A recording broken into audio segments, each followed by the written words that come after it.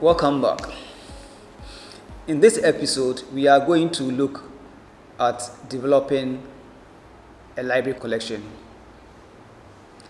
The school library needs to provide access to a wide variety of physical and digital resources to meet the needs of the users, and this must reflect their age, language, and demographics.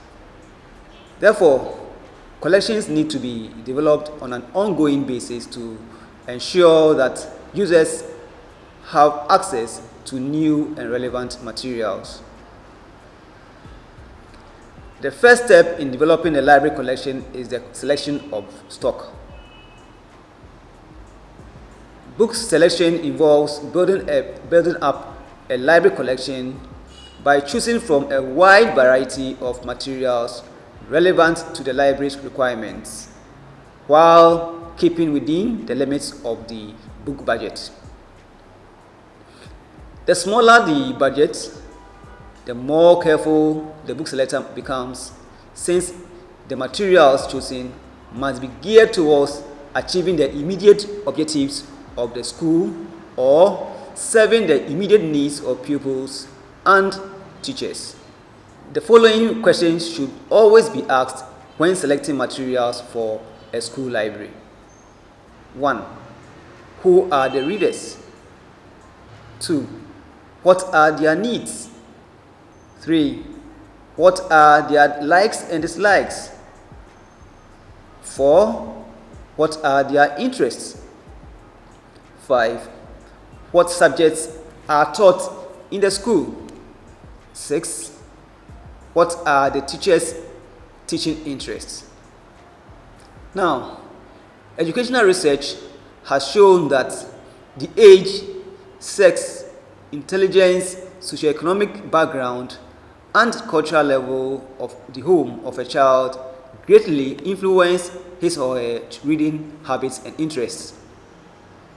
For example, boys tend to read books and magazines with male characters, robust action, and limited sentiment, while girls, apart from reading materials meant for them such as cookery, homemaking, and beautification, read much of romance. However, whereas girls might often like to read books intended for boys, the reverse is rarely the case with boys. And whether a book is fiction or non-fiction, some criteria are applied to its choice. Some of the criteria are the suitability of the content, the level of the vocabulary, the extent of illustrations, the typography, the binding. In the case of fiction, we also look out for the style of writing. We also look at the reputation of the author, and then the authoritativeness or accuracy of the material.